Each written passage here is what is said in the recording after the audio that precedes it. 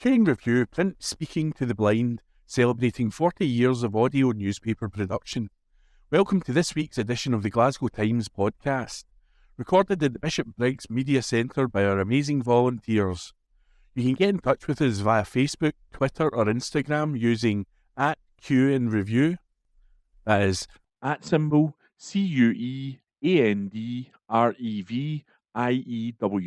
You can also contact us directly by emailing information@QNreview.com. That is INFORMATION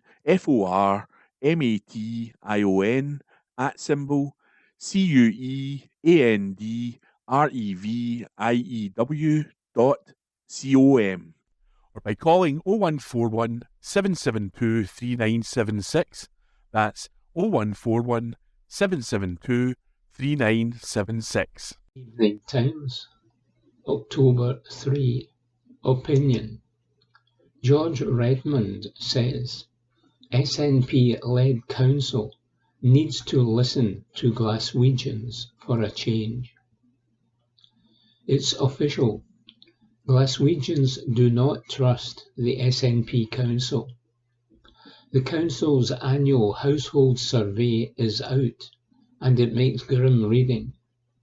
Residents of our great city say our streets are dirtier, our roads have more potholes, nurseries and secondary schools are not as good, and home care services have deteriorated, and they don't trust the SNP to fix these problems.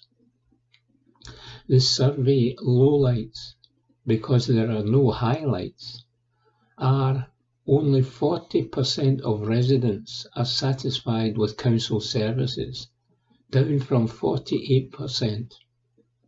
Only 35% trust the council, down from 47% in 2019. And the biggest problems are cleanliness, roads, and bins. I doubt many people will be surprised by these scores. We all know that council services are in decline, thanks to the SNP leadership of the City Council and the Scottish Government. But it is with more sorrow than anger that I read how fed up people are with the situation. Local government matters. The services it provides are essential to all our lives. This survey shows that the City Council is getting it wrong. Residents are less satisfied with every council service than when the SNP became the administration in 2017. All except streetline, in fairness to our streetlights. The important question is not how we got here, it's what is the council going to do about it. This survey is a chance for the SNP to sit up and listen to what the people of Glasgow are saying. Glaswegians have marked their homework and told them they must do better. The SNP will say that this is all about money, that they don't have enough, and so, of course, people will be less satisfied with council services. I accept cash is tight, and that difficult choices must be made about funding services. But that does not explain the dramatic drop in some of these scores in just 12 months. People are noticing a real difference in the state of the city and the quality of the services that they rely on. The SNP have an opportunity to take the results of this survey and start to make better decisions now. For example, the survey tells us that parents are feeling that nurseries and secondary schools are not as good as they were. The SNP need to respond to this and reverse their terrible decision to cut teacher numbers by 450 over 3 years. It also tells us that the people receiving home care services are not getting as good a service. Now is not the time to make savage cuts to the home care packages of Glasgow's most in need residents. At the same council committee this week as the household survey results, The Council also presented an update on progress against its strategic plan. Sounds dull, but this is important stuff. It's essentially how the Council is changing.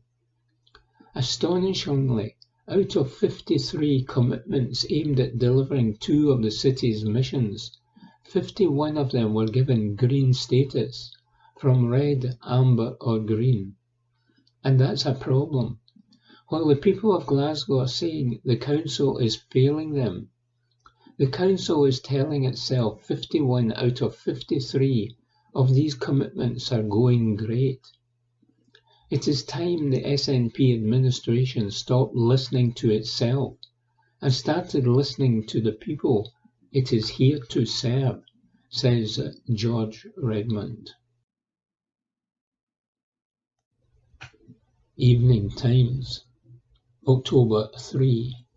Opinion: Why we need to address Scotland's unhealed wounds, says Ashley Scotland.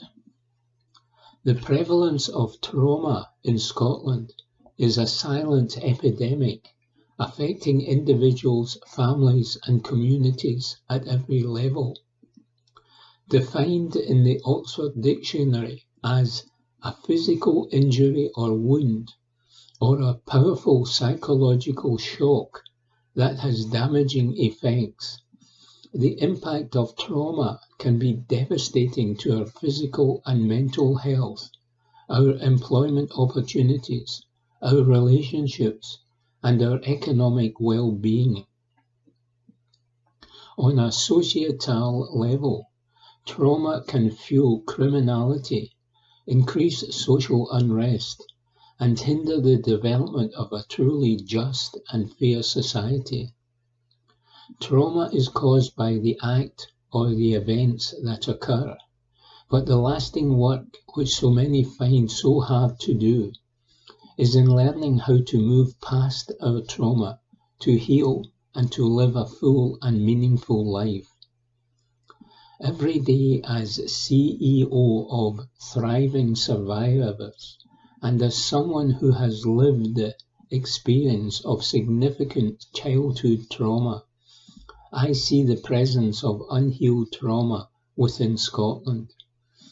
The 2019 Scottish Government Scottish Health Survey found that 71% of the Scottish adult population reported having at least one adverse childhood experience, with 15% experiencing 4 or more. It is crucial that we get better at addressing the challenges that trauma presents. But how? Navigating this crisis requires a collective effort, starting with increasing awareness of trauma and its impact. There need to be more open conversations about experiences of sexual violence, gender-based violence, childhood abuse, and other forms of adversity to break the silence and promote understanding. Early intervention programs for children and young people are vital to prevent the long-term consequences of trauma, including providing timely access to mental health services, trauma-informed education, and support for families. Expanded access to trauma-informed mental health services is equally crucial. We need increased funding for existing services, create more added support programs, and ensure accessibility for all, regardless of background or circumstances. Systemic change is needed to tackle the root causes of trauma, including addressing violence, discrimination, and other forms of adversity. Thriving Survivors has become a beacon of hope in this fight against unhealed trauma for many, as we support hundreds of people each year. For the past 9 years, we have provided essential support services, including emotional, practical, and physical support, as well as advocating for policy changes and increased funding for trauma services. We also train professionals in trauma-informed care, educate the public, and raise awareness about the needs of survivors. Our core services are delivered through a hugely effective 4-stage process, providing safety and stabilisation, remembrance and mourning, finding meaning and living life with purpose. But the waiting list for our services is months long. We need more places for people to turn to, better funding for the work that we and others are doing in this area, and a more coordinated approach at all stages of the process. Addressing the issue of unhealed trauma creates a more supportive environment for everyone. Let's all stand together to heal the wounds of the past and build a future where everyone in Scotland can thrive, says Ashley Scotland, who is founder and CEO of Charity Thriving Survivors. From the Glasgow Times, Friday the 4th of October, from the news section. Cops issue warning over threat of financial scams. Report by Morgan Carmichael. Glaswegians are being warned to stay vigilant following reports of financial scams across the city. Police Scotland say they have seen a recent spate of incidents in the area where criminals are impersonating police officers and, in turn, victims are facing financial losses in the region of 4- and 5-figure sums of cash. The scams have seen people receive a call from someone claiming to be a police officer, alerting them to fraudulent activity on their account. In the phone call, personal questions are asked for security reasons.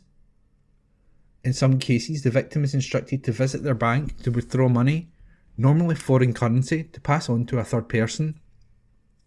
Detective Inspector Johnny McKinnon said, "These criminals can be very convincing. They are experts at impersonating people, organisations and the police, and we would urge people to be on their guard.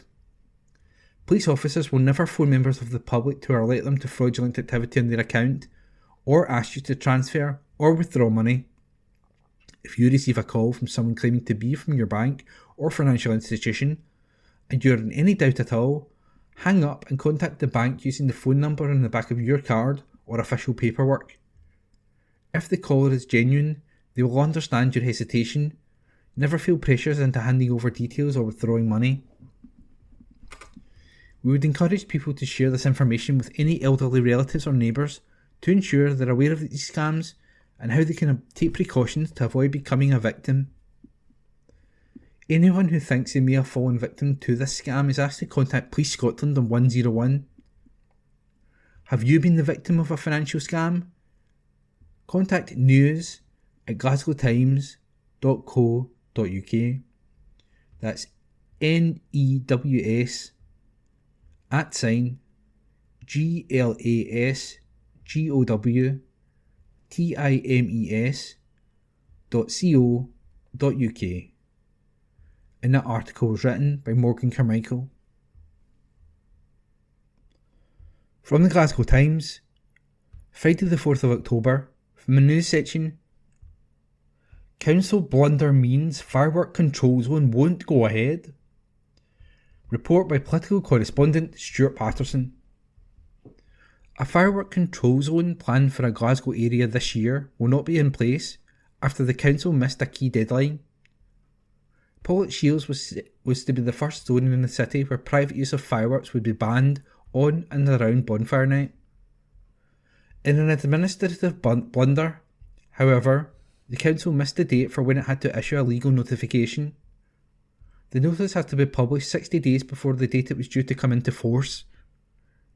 But the council only published notice on September the 9th, meaning it would not be in place on November the 5th. The zone must have been in place from the 1st to the 10th of November, covering both public and private spaces, including gardens. Anyone who breached the order and lit off fireworks during the period would have been committing a criminal offence.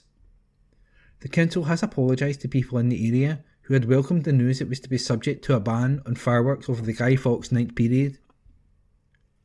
A spokesperson for the council said, We are very sorry that the firework control zone for Pollock Shields cannot go ahead as we had hoped for this year's bonfire night. The legal notice needed to create the zone was not issued in enough time to ensure it can come into effect as planned for between November the 1st and November the 10th. Unfortunately, this means the zone will not be legally enforceable during this time, and implementation of the zone will now be deferred until next year. We have written directly to the members of the Pollock Shields community who applied to have a firework control zone for the area, and apologise for the disappointment this development will cause. We are working with our partners in the emergency services to address the community safety concerns that have been expressed about bonfire night in Pollock Shields and other parts of the city. Following the legislation that allowed councils to put in place firework control zones, there were 19 applications from across the city. It was decided that Pollock Shields met the criteria for the restrictions to be imposed. Residents are angry the zone will not happen this year. Danny Phillips, Pollock Shields resident and anti-fireworks campaigner, said, "It's difficult to say how furious we are. It has taken 6 years to drag the council and Scottish Government into taking action to protect communities like ours from the blight of fireworks, and now this legal blunder. It's not acceptable. It shows how little priority the council and others have given this issue. I'm afraid sorry doesn't cut it. What is the so-called council firework champion going to do for us? Where is the council leader to explain what has happened and what is she going to do about it? They must have contingency plans. What are they? There are plans for a wider zone covering the whole city for future years. A consultation on a proposal to introduce a citywide firework control for Glasgow will conclude on October the 20th. And that article was written by Stuart Patterson. From the Glasgow Times, Friday the 4th of October, from the news section. Inspection finds serious concerns at St Mary's Kenmure by Morgan Carmichael. An inspection has found serious and significant concerns at the Children's Care Unit, it has been revealed. Issues have been raised about St Mary's Kenmure in Bishopbriggs, a secure accommodation service for young people. The facility has been issued with an improvement notice by the Care Inspectorate. It has been found there is a serious risk to the life, health or well-being of people currently using the service if more young people were admitted. Therefore, there will be no new admissions at this time. Today, a spokesperson for the Care Inspectorate said, "An inspection has identified serious and significant concerns about the quality of care experienced by young people at St Mary's Kenmure in Eastern Bartonshire. We understand this is a difficult and distressing time for young people, their families and staff at the service. However, our first priority is always the health and well-being of young people. Because of our concerns about the safety of young people, we have issued an improvement notice to the service. This sets out the significant improvements that must be made within a specified time frame. We have also added a condition to the service's registration, preventing any new admissions from taking place. We have done this because there is a serious risk to the life, health or well-being of people currently using the service if more young people were admitted to the service at this time." The Care Inspectorate went on to say that it is working with partners, including the Scottish Government, to ensure that young people experience appropriate care during this time. The Glasgow Times previously reported that a probe was launched by the Care Inspectorate at St Mary's Kenmure amid allegations that a teenage girl had her underwear forcibly removed by staff. Relatives of the girl claim that the vulnerable 15-year-old was left shaken and distressed by the incident. However, staff at the residential care facility, which provides support to vulnerable youngsters and their families, claim they were forced to intervene due to physical hygiene and self-care issues. Any families concerned about a child affected should contact their social worker or contact the Care Inspectorate on 0345 600 9527. That's 0345 600 9527. And that report was written by Morgan Carmichael and read by me, Ian McKenna. From the Glasgow Times, Friday the 4th of October, opinion Letter to the editor. City parking permit price hike slammed. Readers had their say online following our story on proposed changes to the parking permit system in Glasgow. ... This is no more than backstreet robbery. Currently, it costs £98 flat rate charge in most zones for an annual permit. How can they possibly justify raising it to £300 for some? Cars are already taxed according to their emissions by central government.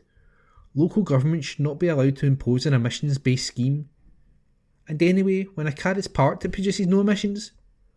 Scotchman. It's hard not to get the impression that we've all committed some terrible unknown crime that the council is constantly punishing us for. I struggle to find any other explanation for the way that Glaswegians are treated by those in the city chambers. Charles James Napier. They will ignore anything the residents have to say and put the charges up anyway. Fred Bambrick. Great, so my elderly mum, who has an old car and only uses it once a week to go food shopping, will have no choice but to scrap it? Thanks, GCC. Dave Smith. This will affect people who don't have a lot of money and own older cars and next to no impact on the rich. Public transport in Glasgow is a joke, and not a funny one. All you will get is Glasgow City Council saying that it wants to encourage using public transport. No matter what people's opinion is, this council will ignore it. Gary Fraser. And that was letters to the editor on Friday the 4th of October 2024. Read by me, Ian McKenna. From the Glasgow Times, Friday the 4th of October. From the news section.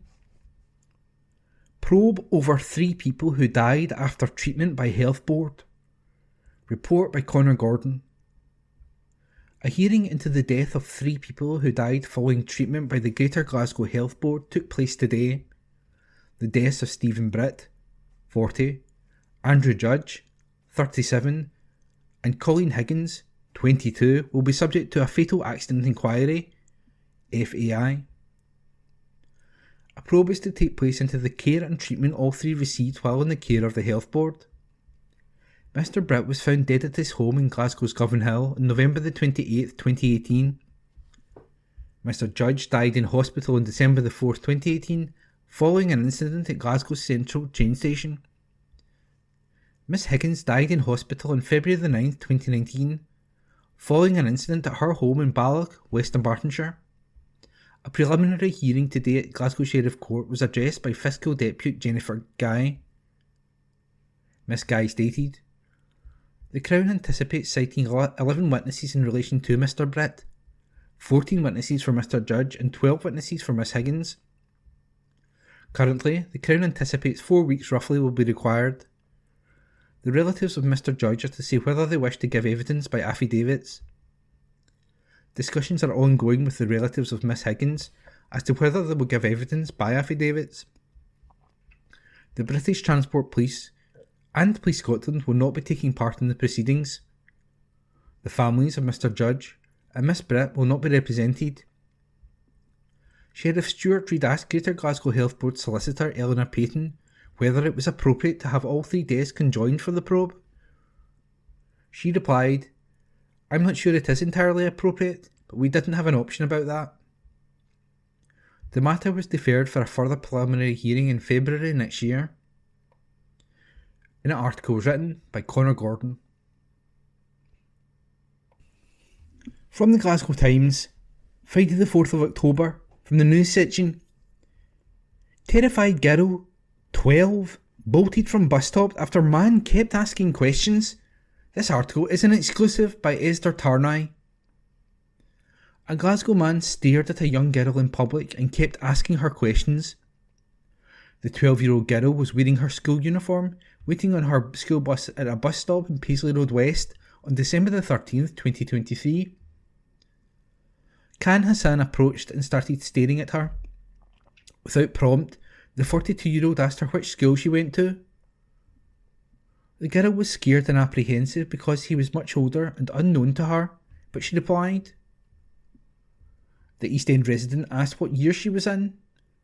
The girl thought if she answered he would leave her alone, so she told him she was in second year. Hassan continued to stare at her and the schoolgirl became extremely fearful. When Hassan shouted at a passing vehicle, the youngster took the opportunity and ran away. She went to her school and told her teacher about the incident. The staff called her father and he came to collect her. The girl was extremely distressed. Police were called and they reviewed CCTV and confirmed the accused to be the same man they stopped the day before. On December 12, officers were called to Argyll Street after Hassan approached a group of young people. Following a verbal altercation, he was struck in the face by a boy. In response, Hassan said, F************************************************************************************** expletive deleted. When cops came to arrest him, he said, Ice Cube had a concert last week and he said N, expletive deleted, loads, so I can say the same. He appeared at Glasgow Sheriff Court last week after he pleaded guilty to behaving aggressively and in a racially aggravated manner. He also admitted to repeatedly asking the girl questions. His lawyer told the court, he asked me to apologise, he would like that opportunity. Sheriff Patricia Price, particularly the charge involving the young girl gives me cause for concern.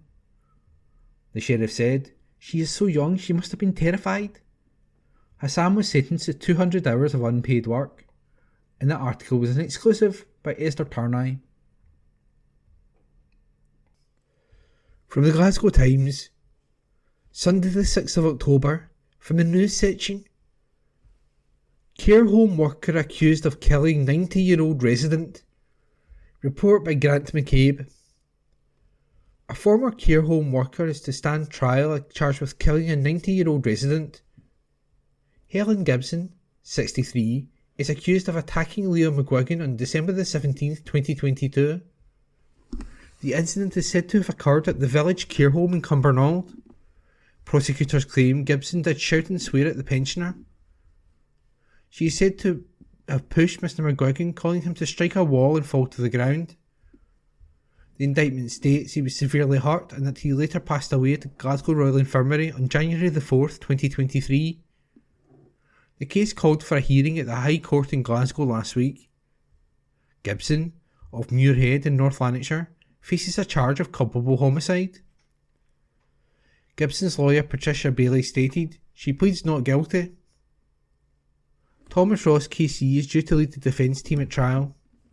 Miss Bailey went on, we are not prepared for trial, an explanation is outlined. Senior counsel, Mr Ross, has only just had the opportunity to meet the accused, but he thinks it is appropriate that a trial be fixed at this juncture. Prosecutor Mark Mohammed KC agreed with the request. Lord Arthurson told the hearing, I will fix a trial for 5 days from September the 30th, 2025. Gibson remains on bail in the meantime. After the hearing, a spokesperson for the village care home, run by HC1, said Gibson no longer works there or for the company. The statement added, we have supported the police throughout their investigations and will continue to cooperate fully as this matter progresses in the courts. And that article was written by Grant McCabe. From the Glasgow Times, Sunday the 6th of October, from the news section. 4 people in hospital after crash with taxi in Glasgow. Report by Rebecca Newlands. 4 people have been rushed to hospital after a serious crash with a taxi in Glasgow city centre. 999 crews raced to Union Street at around 1:50 p.m. on Saturday, October the 5th, following a report that the vehicle had collided with 4 pedestrians. The road was sealed off at its junction with Gordon Street and police, fire crews and an ambulance were all in attendance. Tents appeared to have been erected outside the Tesco Express store in the Cadoro building. The force has now confirmed that 2 women, aged 60 and 61, and the male driver of the taxi, aged 62, were taken to the Queen Elizabeth University Hospital. A 61-year-old woman was also taken to Glasgow Royal Infirmary. Paramedics assessed another 50-year-old woman at the scene. Several roads nearby were closed to allow investigations to be carried out at various locations, but these have since reopened. Now, officers are calling on the public who may have witnessed what happened to get in touch to assist them in figuring out exactly what occurred. Sergeant Christopher Hoggins from Road Policing said, "Our inquiries are ongoing to establish exactly what happened. I am appealing to anyone who was in the area at the time to contact us with any information they may have. I would also ask anyone with recording equipment to check the footage, as it could assist us in our ongoing investigation." Shocked eyewitnesses told the Glasgow Times that the scene resembled chaos and seemed eerie. Jeffrey Hing, a Big Issue seller, said, "All of a sudden the taxi came flying round the corner and mounted the pavement. People got hit. It was terrible. I've only seen something like that on the telly, not in real life, not in all my time working in Glasgow." Abby Patterson from Gutharnock told the Glasgow Times the scene was chaos, and she also heard multiple people were hit by a vehicle. She said, "It is awful, just chaos. We were on our way to Silverburn and heard a taxi hit some people. The tents went up really quickly." Ali Wilson from Denniston added, "There were dozens of emergency vehicles. It was eerie. I crossed the road and looked up Renfield Street and it was just blue lights. I hope everyone is okay, it looked bad." Anyone with information is asked to call Police Scotland via 101, quoting incident number 1825 of Saturday, October the 5th, 2024. And the article was written by Rebecca Newlands. From the Glasgow Times, Saturday the 5th of October, from the news section. Teenager accused of stealing drum from woman before Rangers match. A teenage boy has appeared in court of robbing a drum from a woman before a Rangers and St Johnstone match. The 16-year-old, who cannot be named for legal reasons, allegedly assaulted Beverly Meyer at Hampden Park on August 17. Court papers state the boy acted with an unknown person while wearing a face covering to commit the alleged offence. It is claimed that the boy ran towards Miss Meyer, seized and pulled her by the body, then threw her to the ground to her injury. The allegation goes on to say that the teenager then robbed Miss Meyer of a drum. A separate charge says the boy behaved in a threatening or abusive manner by forming a disorderly crowd, repeatedly shouted, swore and challenged others to a fight. The allegation further states he uttered offensive remarks and threats of violence. The final charge states that the boy resisted, obstructed or hindered two police officers in the execution of their duty. It is said he ran away from Constables Colin McCartney and Jonathan Fairley and struggled with them. The boy made no plea at a private hearing at Glasgow Sheriff Court to the three charges. He was represented by his lawyer Michael O'Neill. The teenager was committed for further examination and released on bail. His next court appearance is to be determined. And that article was unattributed. Glasgow Times News on Monday the 7th of October. A 14-year wait for a new school is unacceptable. A front-page article written by Nicole Mitchell. A councillor has said that a 14-year wait for a primary school to be replaced is unacceptable. St Helens Primary School in Bishopbriggs was first brought to Councillor Ben Rose's attention when a resident wrote to him saying they thought that the building was in a very poor state and should be upgraded, while he campaigned to become a councillor. After being elected in 2022, he spoke to different departments within the council who concluded it cannot be refurbished or remodelled and would need to be replaced. It currently has an estimated replacement date of 2038, which Councillor Rose says is unacceptable. He said, "It's one of those schools that was put up quite quickly, and it really does need to be upgraded and replaced. There was a plan to replace St Helens by 2038, which I think is far too far away. I don't think there's any disagreement throughout the entirety of the council that it should be replaced, but the issue is funding and how we resolve it." The building has been described as crumbling due to corrugated steel cladding rusting, windows being drafty and decaying, and having uneven floors, with parents concerned that they could be dangerous. We previously reported that a lack of funds has led to plans to rebuild Balmoody Primary School in Bishopbriggs and to refurbish Bearsden and Mulgai Primary Schools being postponed indefinitely. At a meeting in August, Eastern Bartonshire councillors agreed to write to the Scottish and Westminster governments to seek extra funding grants. A report by councillors also identified Eastern Bartonshire Council would need an accumulative tax rise of 13.4% every year in order to complete the build and maintenance projects of schools at the head of the queue. Councillor Rose says he will do anything necessary to ensure that the council gets the funding it needs. He said, "I will work with any party in any way for the Scottish Government to try and get this funding resolution resolved as to how we're going to fund these primary schools moving forward. This needs a cooperative response." He continued, "St Helens is great, the teachers are great, I've never had any issue or feedback with that, the education department is run really well. My impression from people I speak to is it's a very good school and that they're happy sending their children there.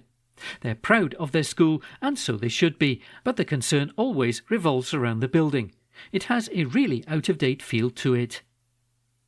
Susan Murray, MP for Mid Dunbartonshire, said, "Pupils in East Dunbartonshire desperately need these schools to be rebuilt, and the timescale they're facing is unacceptable.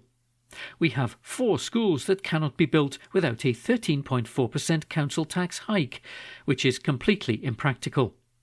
On top of that, we have 4 more schools that need to be rebuilt by 2038, including St Helens, which would be a mammoth task. The Scottish Government must provide East Dunbartonshire Council with the capital finance needed to rebuild crumbling schools like St Helens."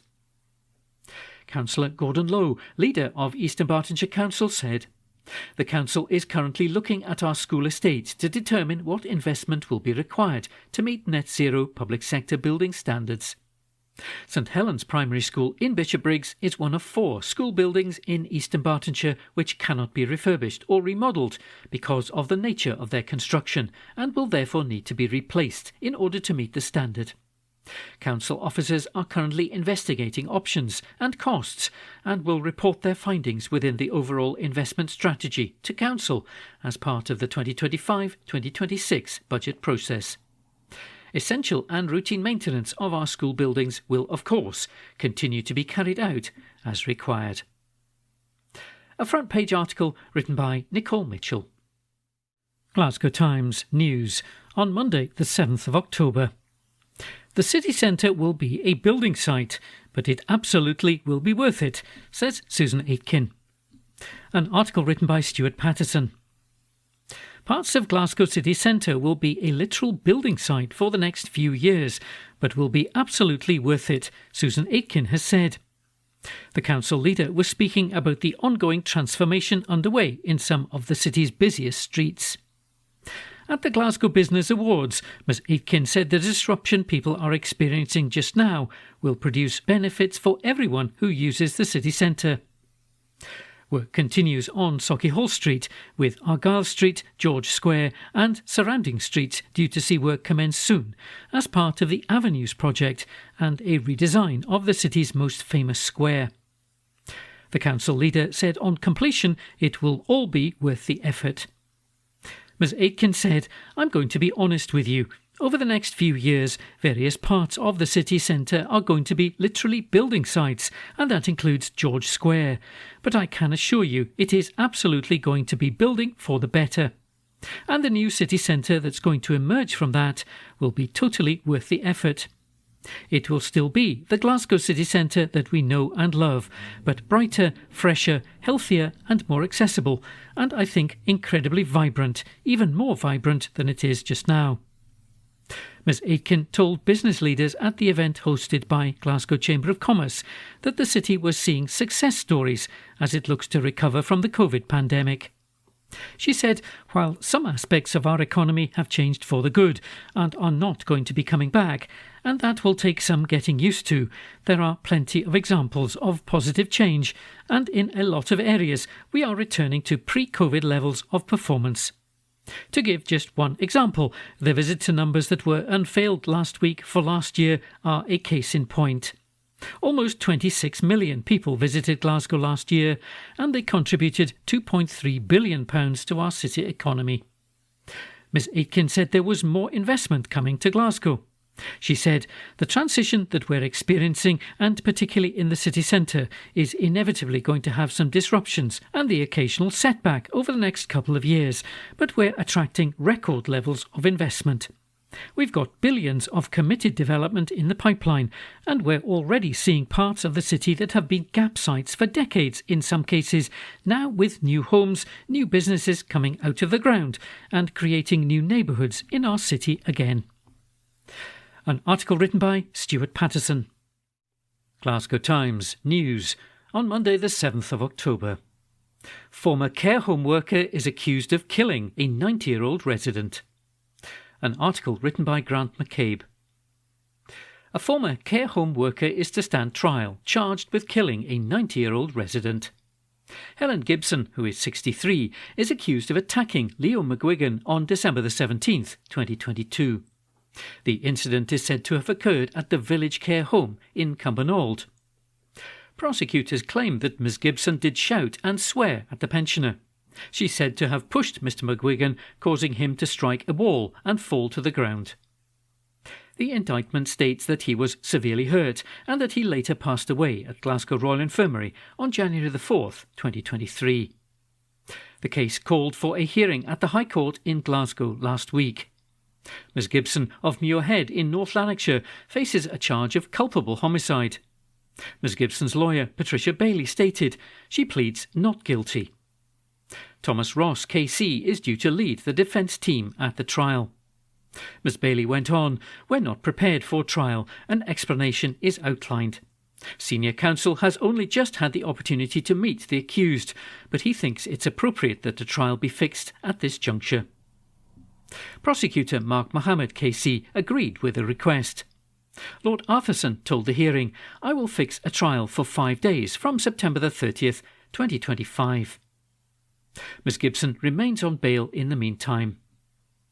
After the hearing, a spokesperson for the Village Care Home, run by HC1, said Ms Gibson no longer works there or for the company. The statement added, "We have supported the police throughout their investigations and will continue to cooperate fully as this matter progresses in the courts." An article written by Grant McCabe. Glasgow Times News on Monday the 7th of October.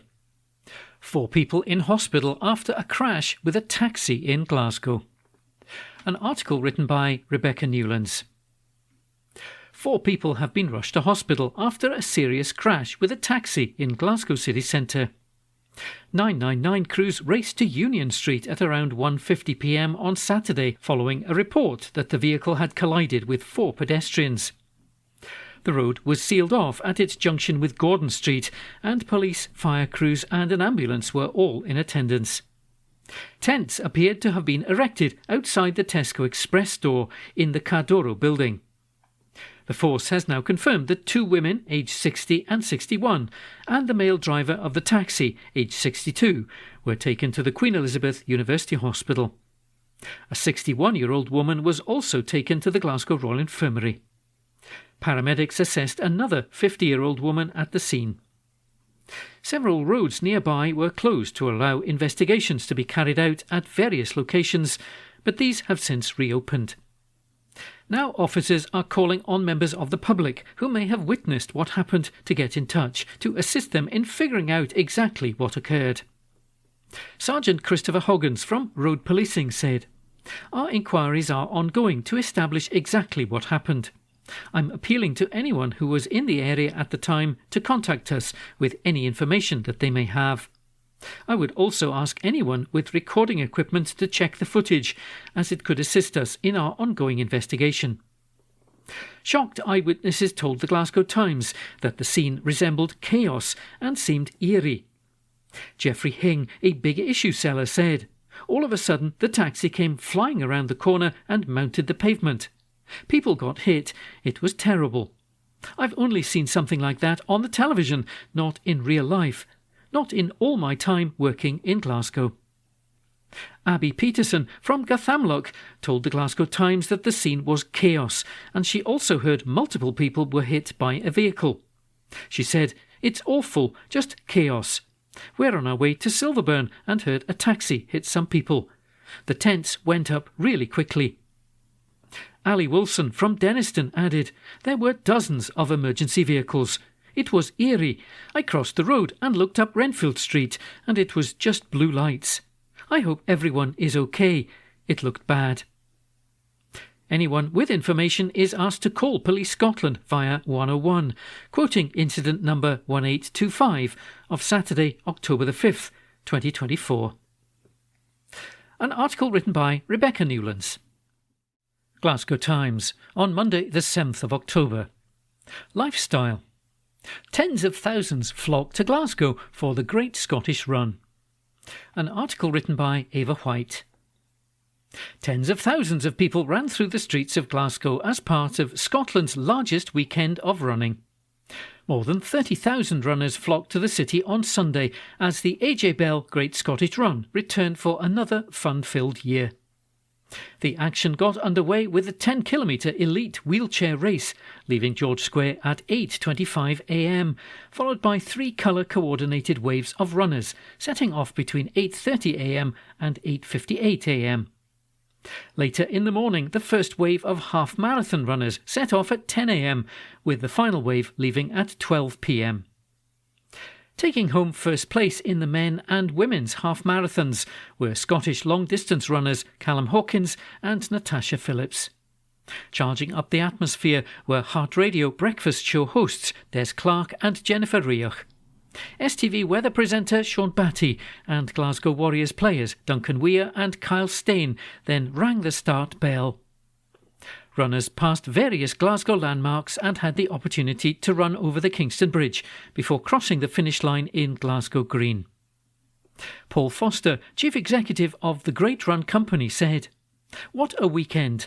Every year I continue to be astounded by the running prowess we witness here in Glasgow.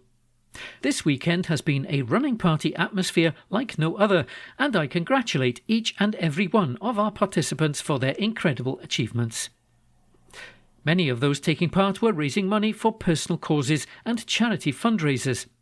Amongst them were a number of our journalists raising funds for the NSPCC, a child protection charity.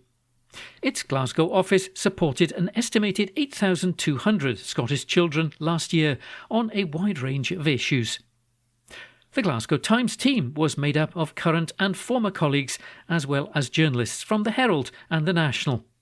It included Stuart Patterson, Yvonne Flynn, Esther Tarnay, Andrew Learmonth, Marissa McWhirter, Jacob Nichol and James Walker.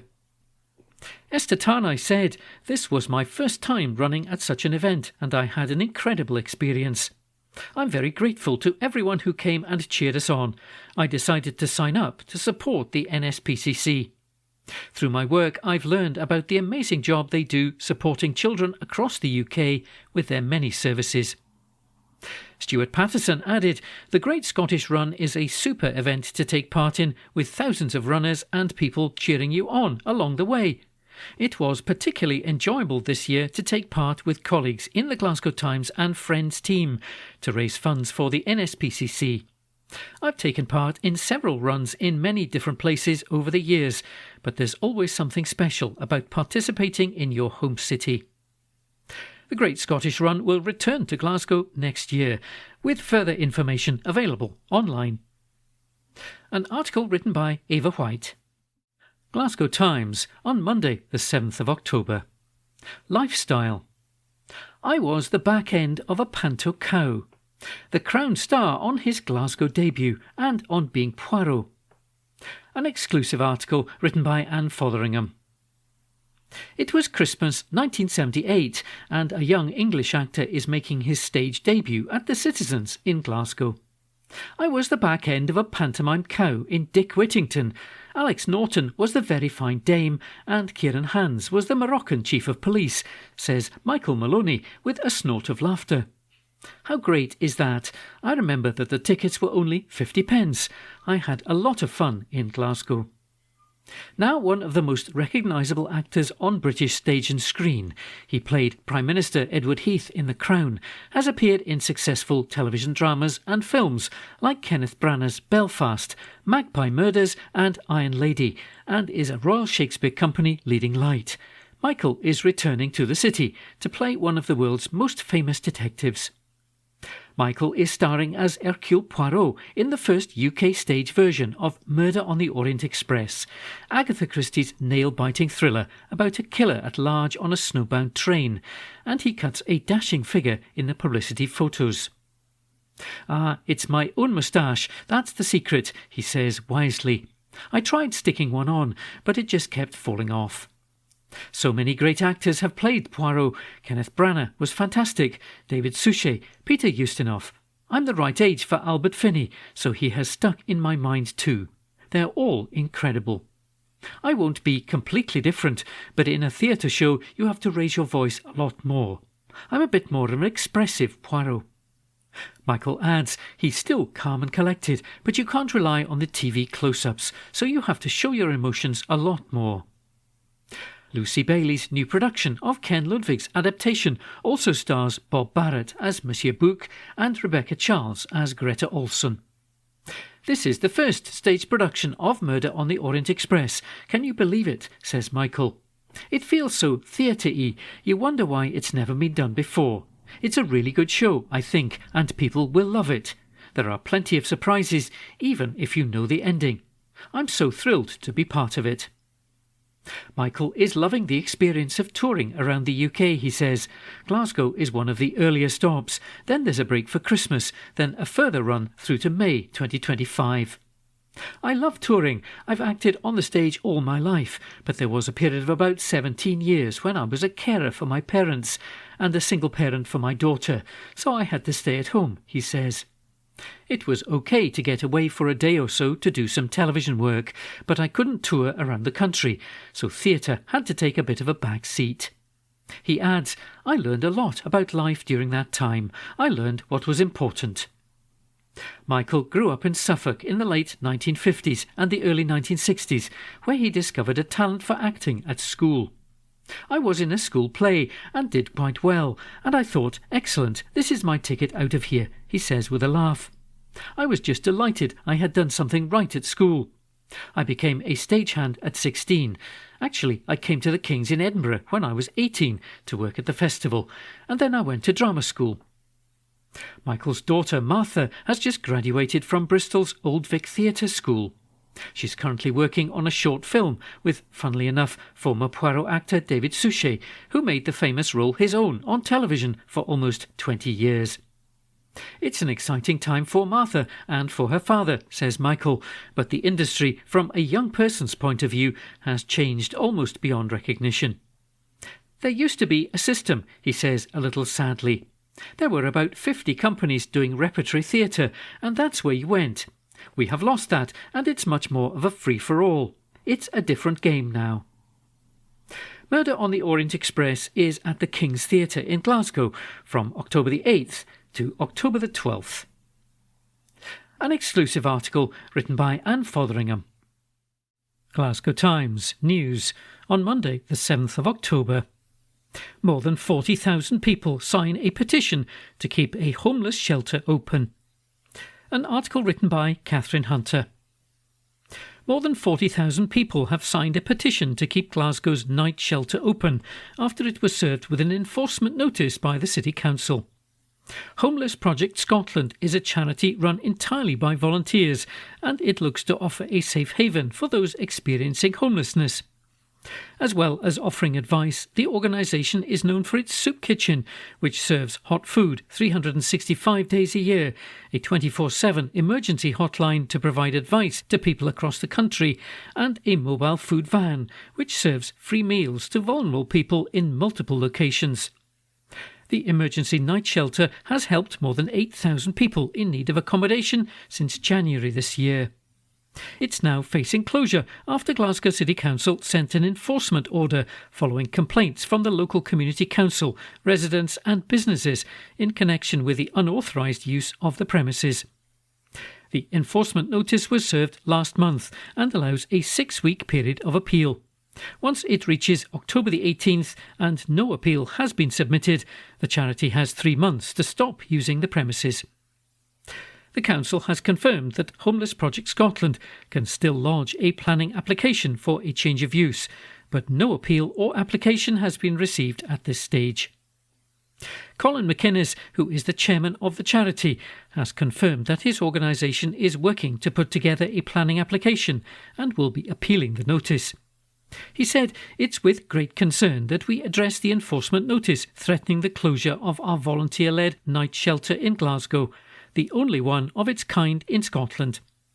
The overwhelming support from the 38,000 plus individuals who have signed our petition reflects the crucial role that this shelter plays in providing warmth and refuge to more than 33 individuals each night.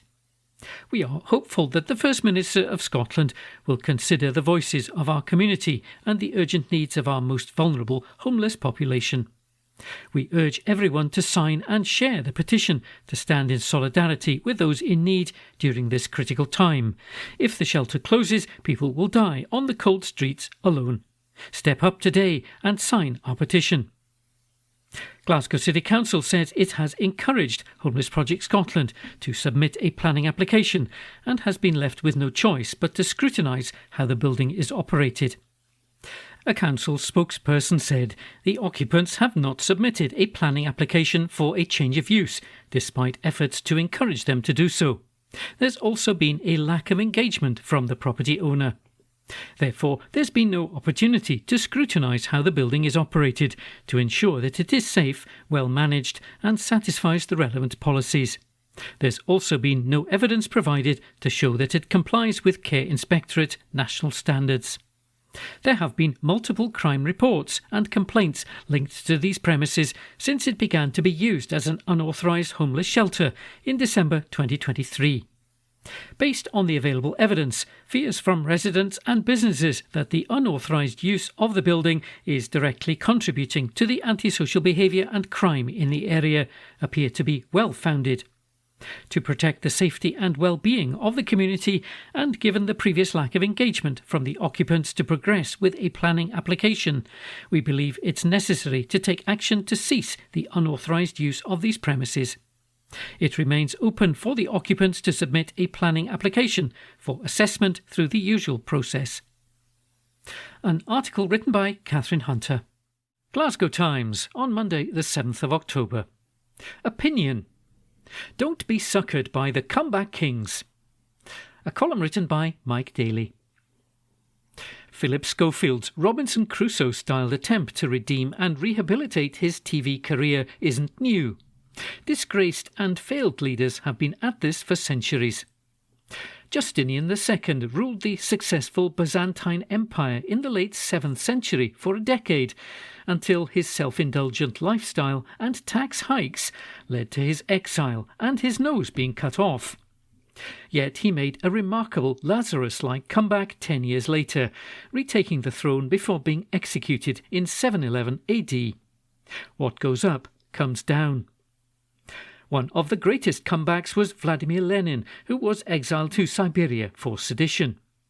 Lenin spent years in Western Europe before returning to win a revolutionary civil war, executing the Russian Tsar Nicholas II and his family, and founding one of the greatest superpowers of the 20th century. I'm not suggesting that Mr. Schofield is in the league of emperors or world leaders, rather that there is a common theme here. The pursuit of power, vanity or self-adulation is incredibly addictive for some people.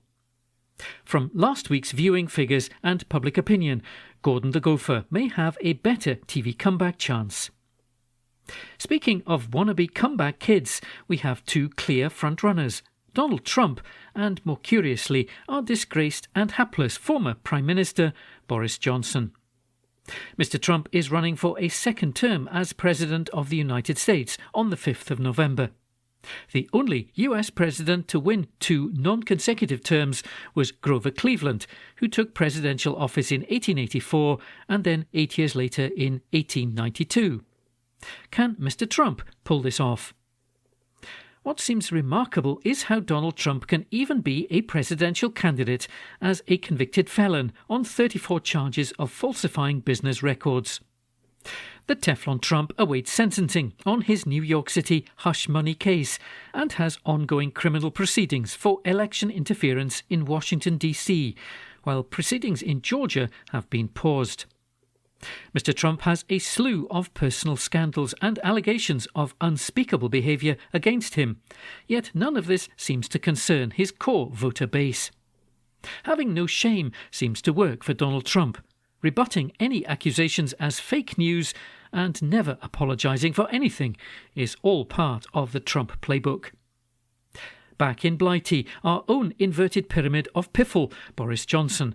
Yes, he who resigned as Prime Minister in disgrace after enjoying boozy parties during COVID-19 lockdowns, is also doing a Schofield comeback. Mr. Johnson has given interviews last week saying his unreserved apology for the Partygate scandal was being sucked back up the pipe. His apology was being retracted as he tried to punt a book of his memoirs. Mr. Johnson may like to see himself as Dionysus, the Greek god of wine, parties and madness, with curly flowing locks of blonde hair. Most people, I suspect, see him as an incompetent, greedy, political scoundrel. Mr. Johnson craves attention like Mr. Trump and will say anything to get it. His latest call for a referendum on leaving the European Convention on Human Rights is a sad attempt to sound relevant by stoking divisions in our society. That happened with the Brexit referendum, and the public was sold a false prospectus. Our economy has suffered from Brexit, and we have lost so much. What human right would Boris Johnson wish to see abolished? Such proposals are risible. It's time for self-awareness and truth to come back into politics. A column written by Mike Daly. Glasgow Times News on Monday the 7th of October. Railway station becomes step-free as an accessibility project is completed. An article written by Nicole Mitchell. A railway station has become step-free after new lifts were opened as part of an accessibility project. The £4 million installation at Anniesland Station is part of the Access for All scheme, which is designed to improve access within stations for people with impaired mobility or those travelling with luggage, children or bicycles. Anniesland's new lifts were installed at street level on either side of the railway bridge on Great Western Road, differing from most other projects which sees new lifts positioned on platforms. Lord Peter Hendy, Rail Minister, said Anniesland Station being made step-free is an important development in improving rail accessibility. Enabling people to take the journeys they want, how they want, is critical to ensure that passengers can travel with confidence. Network Rail began work at the station in autumn last year, with the lifts being installed during an overnight operation in June this year. Representatives from the project team welcomed Patricia Ferguson, MP for Glasgow West, and other stakeholders back to the station on Friday to mark the project's completion. Ms Ferguson said, Anniesland Station connects communities with Glasgow's massive suburban railway and the wider rail network. The upgrades make it easier for anyone with impaired mobility, travelling with children, pushchairs or even heavy luggage to travel by train, so it really is a worthwhile project. The station turns 150 years old later this month, so I appreciate the amount of work that's gone into designing and installing this unique step-free solution that's in keeping with the local area. Thanks to Network Rail and Story Contracting for carrying out the upgrades with the support of the Department of Transport and Transport Scotland and Glasgow City Council. Amanda Norton, Network Rail's Scheme Project Manager, added, We're delighted to welcome Ms Ferguson back to Anniesland Station to mark the opening of 2 new lifts to improve accessibility and to enable more people to travel by train. This work is part of the Access for All scheme, but Anniesland is an excellent example that these projects aren't one size fits all. Installing the lift towers in the railway embankment to provide step-free access from street level on Great Western Road to the platforms is a solution we are very proud of. Thank you to passengers and those living and working near Anniesland Station for their patience and understanding as we completed this important work, which we hope will be of great benefit to the local and wider community alike. An article written by Nicole Mitchell. Glasgow Times News on Monday the 7th of October. School staff are devastated as break-ins caused £10,000 worth of damage. An article written by Esther Tarnay. Staff are devastated at a Glasgow school after vandals broke into the building and caused £10,000 worth of damage. Employees were shocked when the security alarm went off at Keppoch campus in Postle Park in the early hours of Monday, September the 30th, and again the following morning. The two break-ins at the site, which houses two primaries, a nursery, an additional support for learning school and a charity, caused an estimated £10,000 worth of damage. The damage included 12 broken computers, a broken wheelchair, smashed trophies and windows, and more. Alison McGill is the head teacher of Saracen Primary School, which is based in the building. She said, "It's nothing like we've ever known to happen at the campus before, and it's very disheartening, particularly in light of the restricted council budgets we have. We simply don't have the funds to replace what's being destroyed." Every establishment works tirelessly to create an environment in which children can be nurtured and provided with the very best quality learning and teaching experiences. It's distressing that our community has been affected like this. Everyone at the campus was left shaken by the vandalism, but staff tried their best to keep children's education uninterrupted. The head teacher added, "It's been a testing time. We've had to put resources that are limited already towards boarding the windows and the clean-up, ensuring that everything is where it needs to be. We had a child who is a wheelchair user who wasn't able to use his wheelchair until we ensured that it was properly checked. Trophies have been broken and rooms have been ransacked. It's been very upsetting for the staff, but we've really pulled together to ensure that the learning was constant for the children. It seems to be mindless acts of vandalism as opposed to things being stolen." Despite this, she said it's been exemplary how the community has reacted to the crimes. Alison added, "It's a fantastic, vibrant community, and it's an area of very high deprivation. The behaviour of the school and the support of the families is second to none, and the fact that someone has chosen to target this school that is so well thought of in the community is very disheartening." Police officers were called to the scene and the force is investigating the incidents. Councillor Christina Cannon said, "The actions of these mindless vandals are disrespectful to the children, staff and families, and they have no clue the impact that it has on the school community. I would urge anyone with any information on the break-ins, or if they see any unusual activity in the school and grounds out with the school day, to contact the police." An article written by Esther Tarnay. Glasgow Times News on Monday the 7th of October. 3 people due in court after more than £5 million worth of drugs seized. An article written by Nicole Mitchell. 3 people are due to appear in court after more than £5 million worth of drugs were seized in Glasgow. The discovery comes after a warrant was executed in Curzon Street in Rockhill on Friday by officers from the Serious and Organised Crime Unit, which resulted in a significant quantity of Class A drugs and a firearm being seized. This included more than 90 kilograms of cocaine, 23 kilograms of heroin, 19 kilograms of MDMA and around 5,800 diazepam and ecstasy tablets. A quantity of cash and ammunition was also recovered. A further 20 kilograms of cocaine was found in a vehicle. The drugs have an estimated street value of £5.5 million. 2 men aged 30 and 45 and a 31-year-old woman have been arrested and charged in connection with the offence. They're due to appear at Glasgow Sheriff Court on Monday, October the 7th. Detective Superintendent Stephen Elliott said, "This very significant recovery sends a clear message that we will not tolerate illegal drugs in our communities.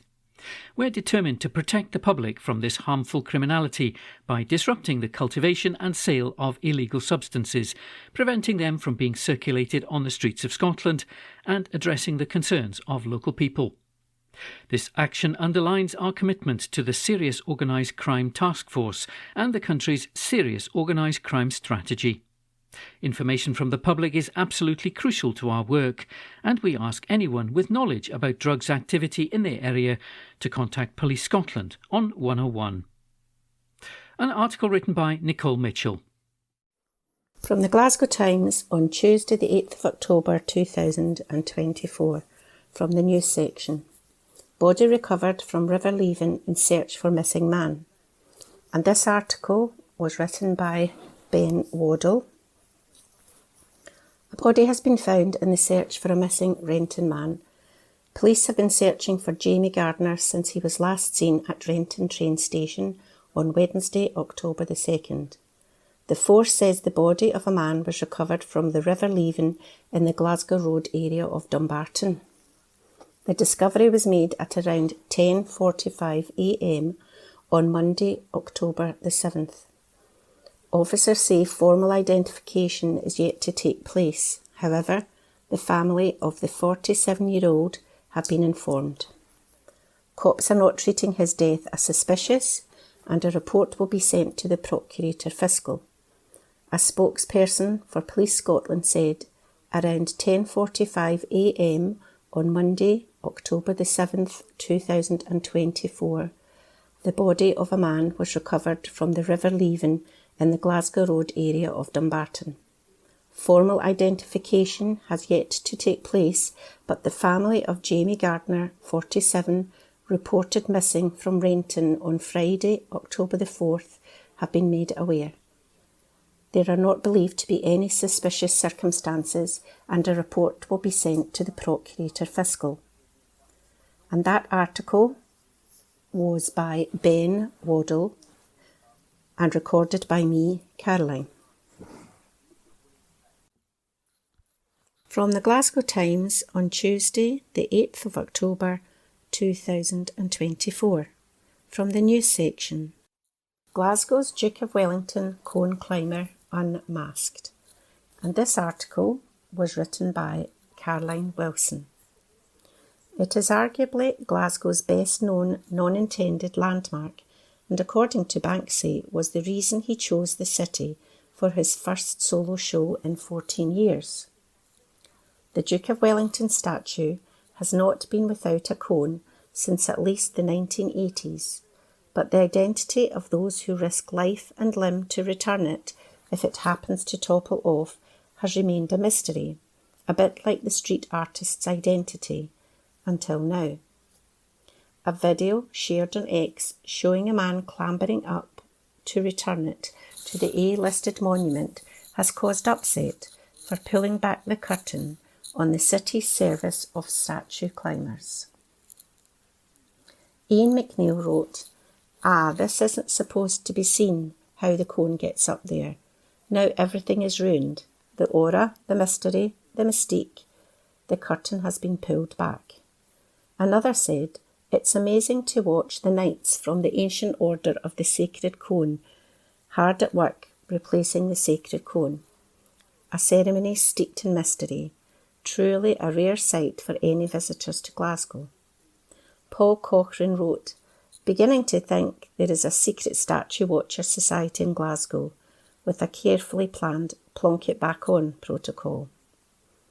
The video was shared by Kelly Matheson and prompted a bit of surprise from one commentator that more people did not stop to watch.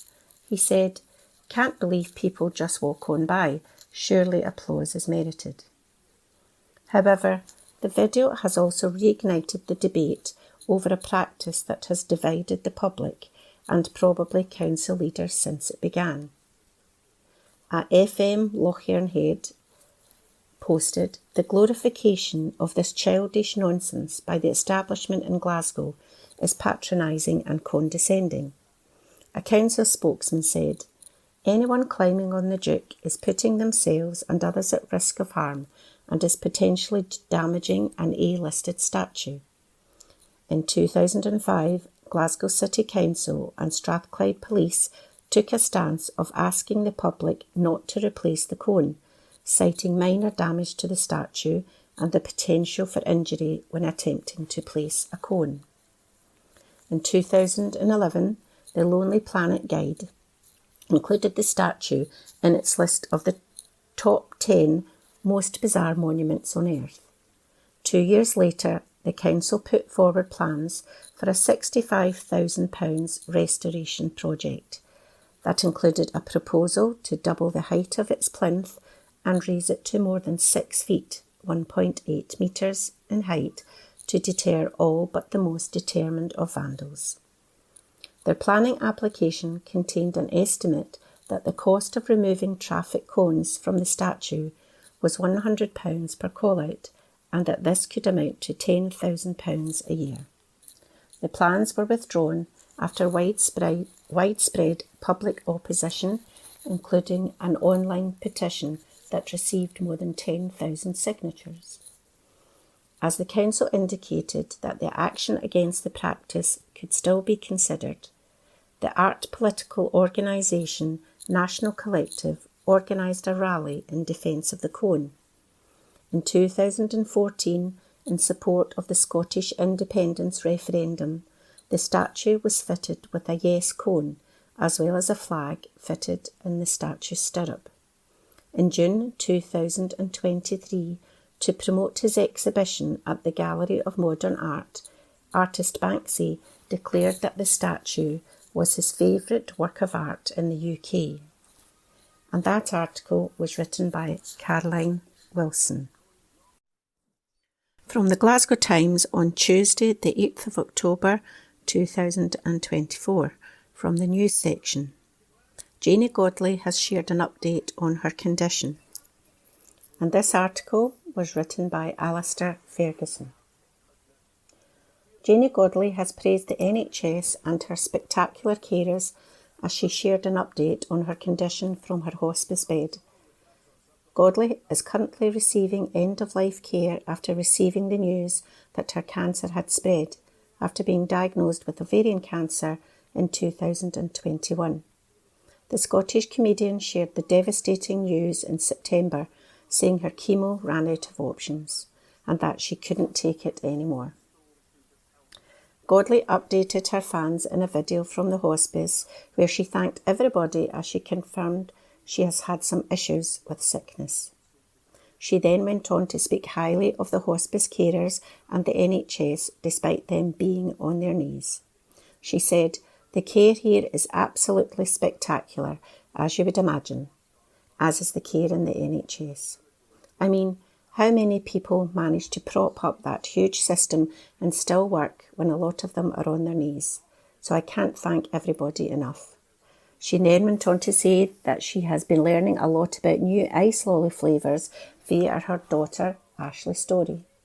"We've settled on watermelon, homemade ice lollies," she said, adding, "Take that to your Michelin star."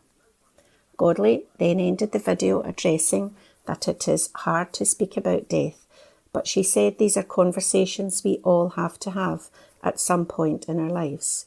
She said, "Thanks to everybody who's watching my journey and trying to deal with speaking about death and how that makes people feel.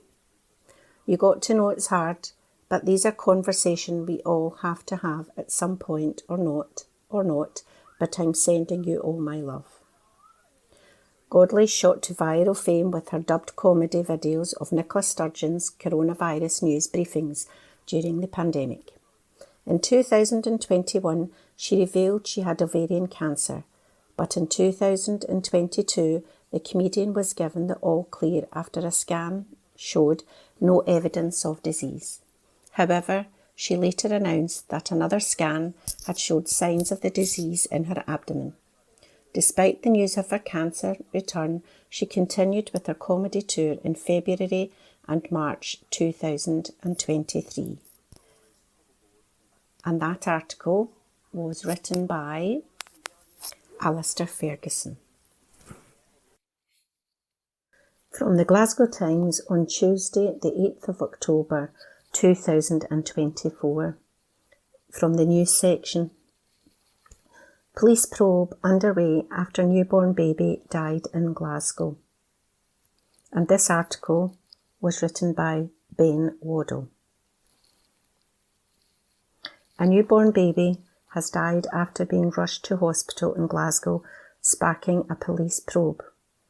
Officers say they were made aware of a baby taking unwell in the St Mungo Place area of the city on Monday, October the 7th. The force was alerted to the incident in Townhead shortly before 9 a.m. Emergency crews scrambled to the scene. After that, a 5-week-old baby boy was taken to hospital. Sadly, the youngster was pronounced dead in hospital. Now cops have revealed the death is being treated as unexplained and an investigation is now underway. A spokesperson for Police Scotland said, around 8:45 a.m. on Monday, October the 7th, 2024, officers were made aware of a baby having taken unwell in the St Mungo Place area of Glasgow. The baby, a 5-week-old boy, was taken to hospital where he was pronounced dead.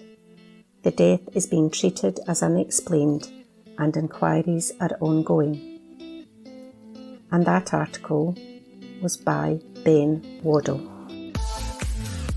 That concludes this week's edition of the Glasgow Times podcast.